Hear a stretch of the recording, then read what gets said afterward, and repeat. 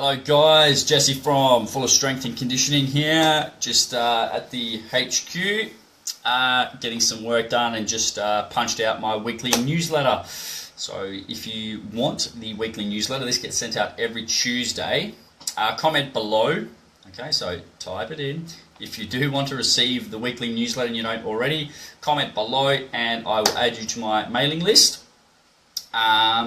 Today's newsletter was about nutrition, the 3 things you should be eating every single day to speed up your results. Anywho, that's the newsletter side of things. Today's tip is one of my ongoing series that I'm going to be doing, and this is about fitness tips gone wrong. So what I did a while ago, I put a post up asking people what the worst piece of fitness advice or tips that they received was, and then posting it below. And I've kept a list of everything because I want to address it. In the fitness industry, there's not a lot of regulation in terms of what's right, what's wrong, who's telling the truth, who's giving you BS advice, and things like that. I want to give you some experience in terms of what I've done, what I've learned, and what I was actually taught when I was initially coming up through the ranks and doing my certs, my certificates in fitness. So this one here, this is from Luca. So Luca is a fellow strength and conditioning coach. He's written, one of the things that amazed me the most was realizing that there is still trainers around that teach to squat with vertical shins.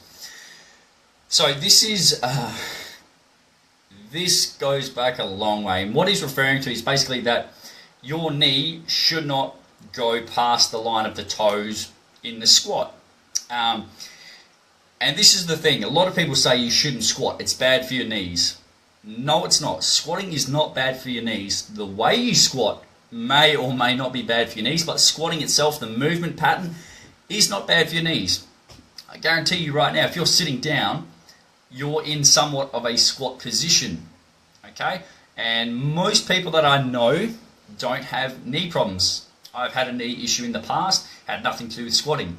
This was a sporting injury, but had nothing to do with me squatting. It's not to say that I'm right, they're wrong, this is the only way to do it. I'm just telling you my experience, and that's sort of the way I want to use this forum or platform, so give you guys actual live experience information. So what I'm going to do, I'm going to do a couple different things. I want to actually show you sort of what a squat should look like, and then you can actually see the anatomy, like the mechanics of the movement, where my knee goes, where my foot is, where my hip is, and then you can see that it's just about impossible to do a squat with vertical shins. Okay, so I'm going to see if I can get this set up correctly. I've got my little tripod, my little octopus stand here. Just bear with me. Technology is great, but I'm also not the greatest at it. So, all right. Let's see if I can get the angles. It's gonna have to come down low. So if this is me here, if I go for a squat,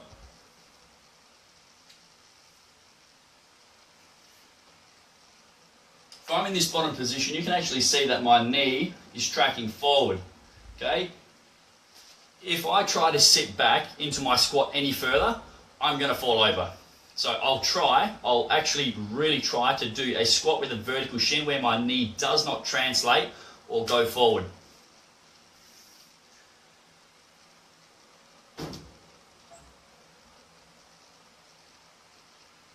I actually can't do it.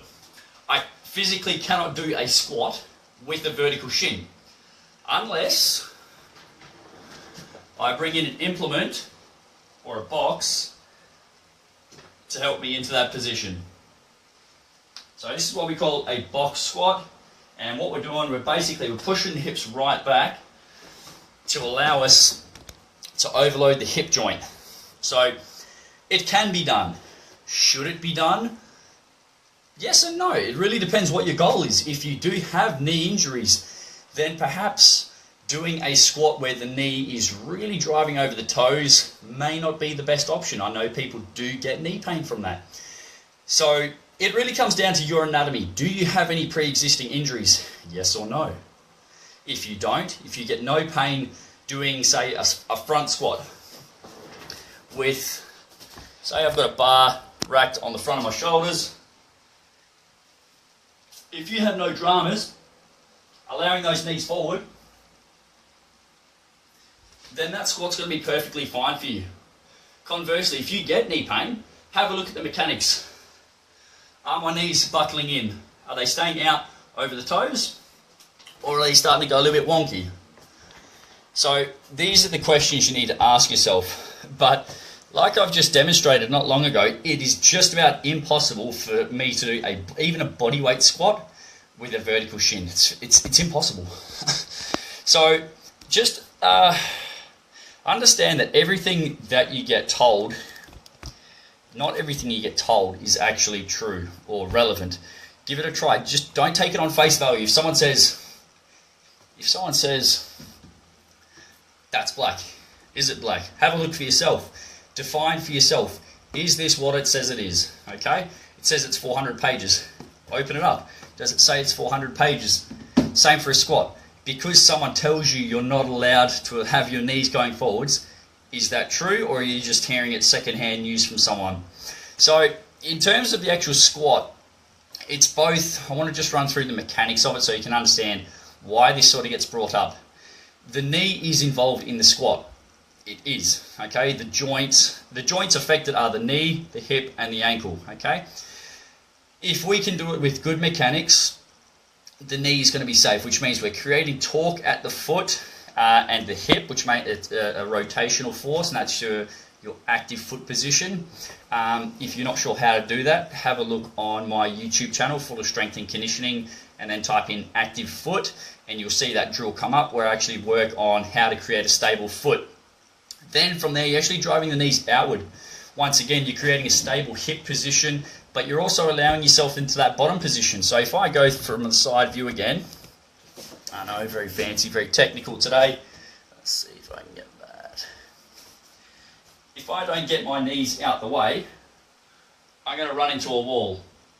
My torso is going to hit my femur or my thigh bone because I don't have any more space. I've got nowhere to go, and that's where I'm either going to collapse the knees inwards, or I'm going to get more into that sort of forward position for the squat where I'm not upright. That's not where I want to be.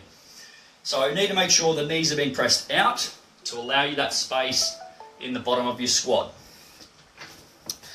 So Luca, I very much appreciate you putting that up there. It is a myth. The knees can go past the toes as long as you're squatting correctly. You have a stable foot, so that's your big toe, your little toe, and the heel on the ground. The knees are going out to the side to allow you to create hip stability and give you that bottom position. And it's also just trying to find your own depth. This is going to be very individual. Some people say you shouldn't go below parallel. If you have the requisite mobility and stability, so if you have enough strength to go below parallel, go for it. If you don't, then stay at parallel or slightly above.